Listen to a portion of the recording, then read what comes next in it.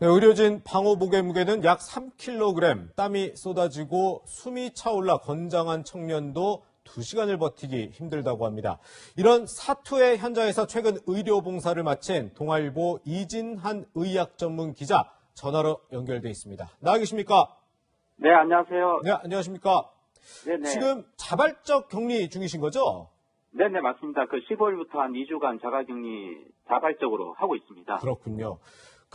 정말 사투의 현장이라고 할 수 있는 대구 동산병원에서 의료봉사하고 오셨잖아요. 이게 얼마 동안 하고 오신 거죠?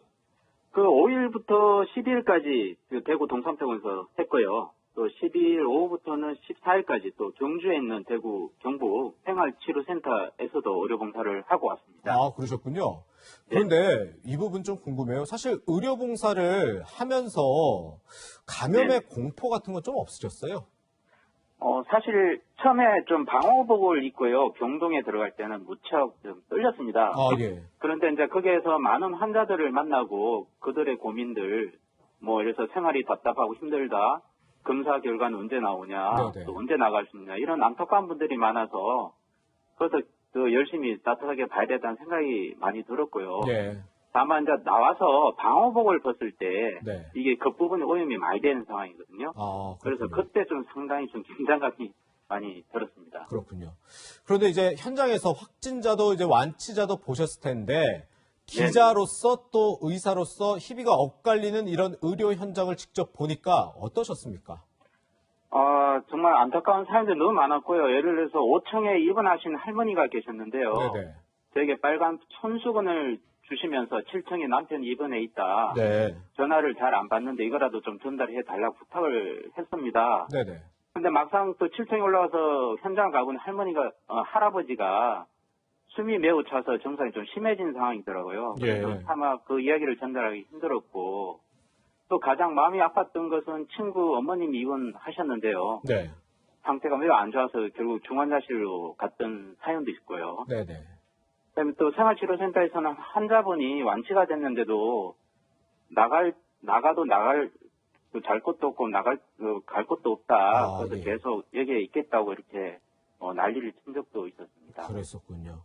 어쨌든 그 의심 환자가 이제 확진을 받고 완치되기까지 병원 안에서 좀 어떤 조치가 이루어지는 건가요? 확진 받으려면 대개 초기에 이제 대부분 병원에 입원을 많이 하셨는데요. 네네. 한 1주에서 2주 정도 지나면 증상이 대부분 사라지고, 그래서 윤자 검사를 통해서 균이 없다고 판정되는 음성이 네. 있습니다.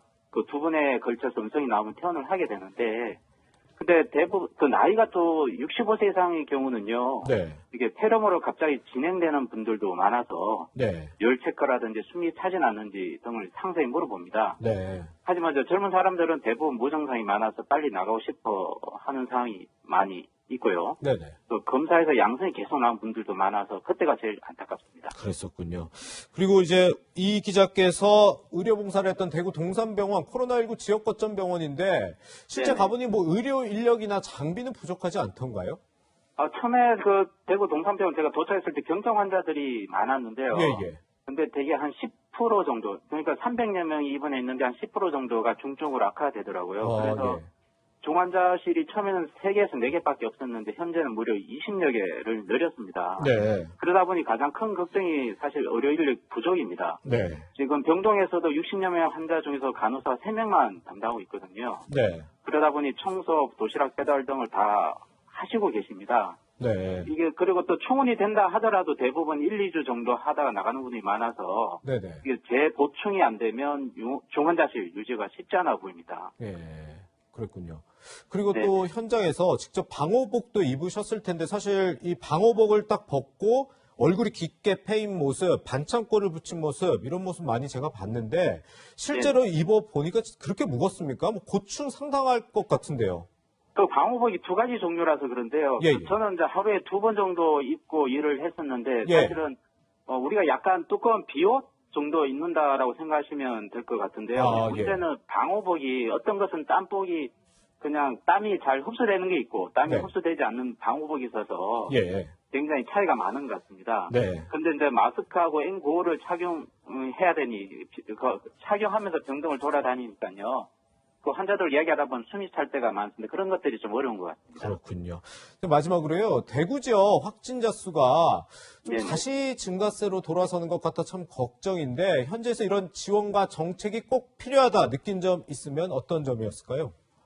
일단 지금 이제 확진자가 이제 태어난 분들이 전국적으로 2,000명이 넘고요. 여기도 많이 태어나고 있습니다. 네. 문제는 태어난 분들에 대해서 이게 되게 좀 상처가 많으신 분들입니다. 그래서 응원의 한마디와 다시 직장에 잘 복귀할 수 있도록 네. 이렇게 해줘야 되는 게 있고요. 또 경증에서 중증으로 넘어가는 분들이 늘다 보니 환자들이 많이 늘고 있습니다. 예. 이에 대한 의료 인력이 많이 부족한데요. 이게 네. 의료진들이 또 피로 누적도 한계에 다다르고 있어서 네. 이에 대해서 신경 많이 써줘야 될 것 같습니다. 그렇군요.